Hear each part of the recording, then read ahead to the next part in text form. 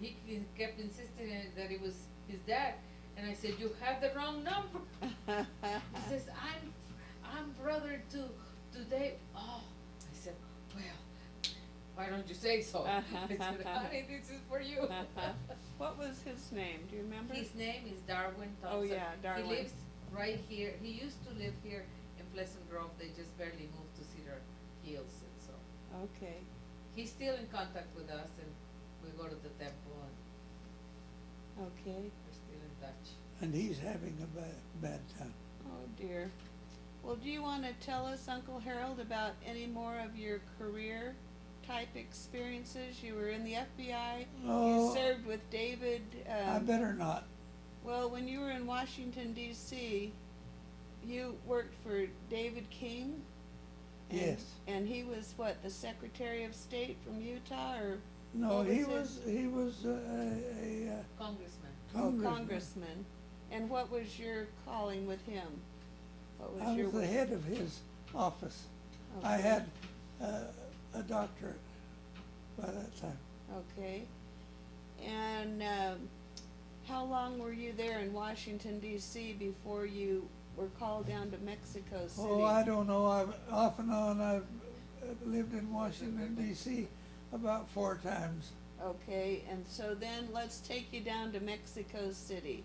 And what happened down there? You were called to be the first stake president in Mexico City? Yes. 61. Okay, December of 1961. Okay, December of And 1961. I was in the mission presidency before that In Mexico? in Mexico Okay. City.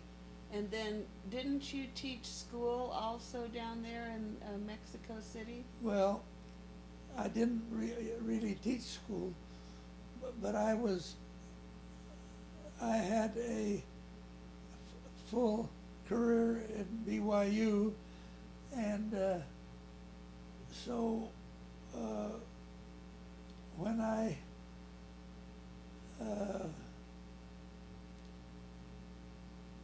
when when the war started, I went down to Chihuahua where my brother Diaz was, and looking for possible spies, and there weren't any.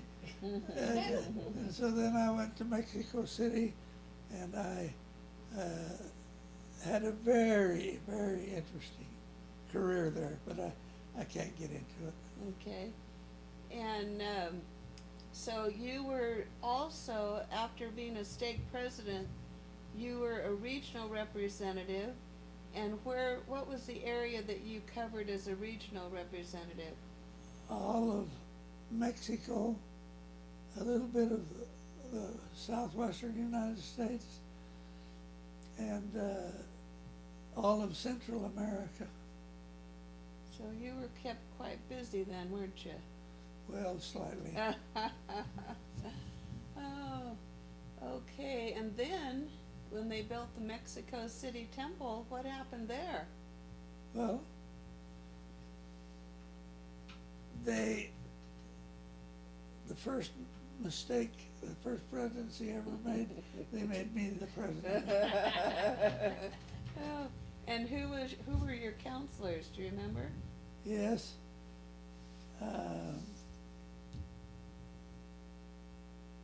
Well,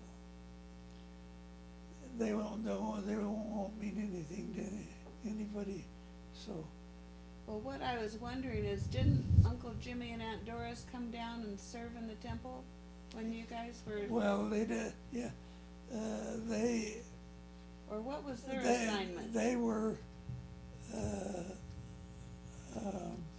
Were they over the mission home or something down Yeah. there? Yes. The missionary training center. wasn't it? Missionary training.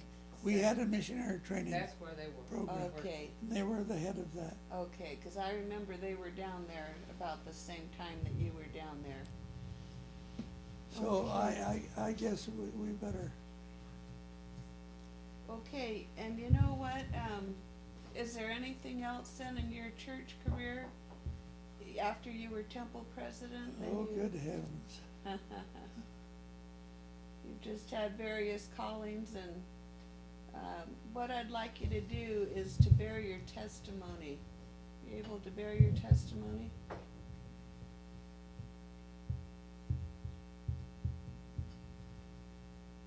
Yes, yes, of course I can bear my testimony. Okay, why don't you bear your testimony to us? Well,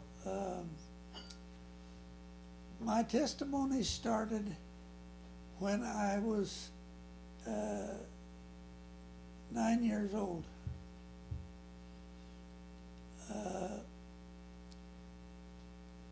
In Colonia Chuichupa, before we moved down to the lower colonies, I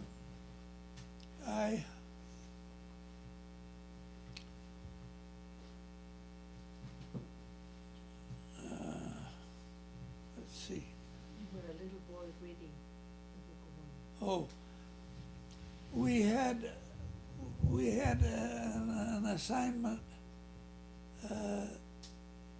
in primary to read the Book of Mormon. When I was about 2/3 of the way through the Book of Mormon, I had a revelation. The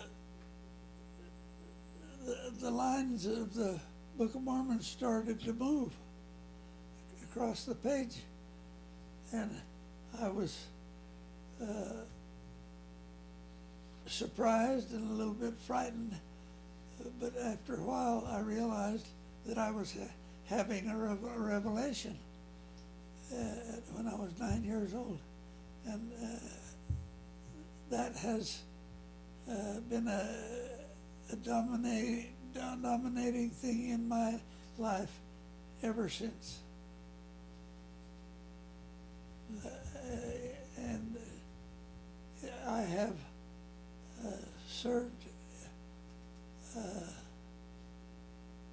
in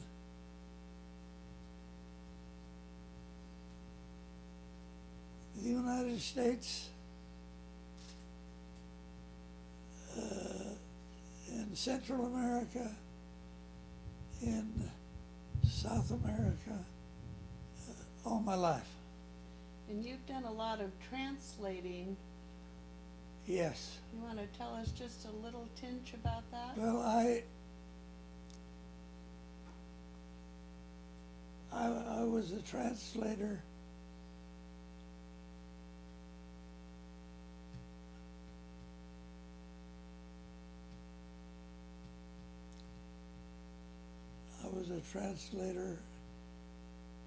in the FBI.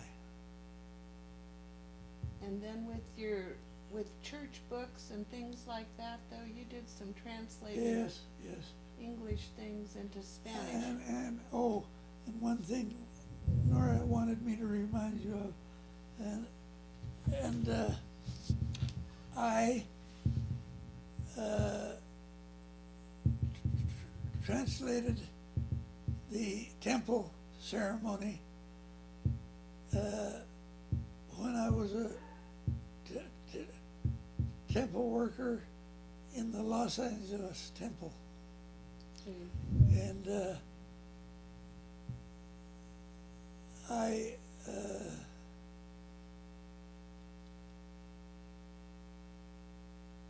translated that into Spanish, and that's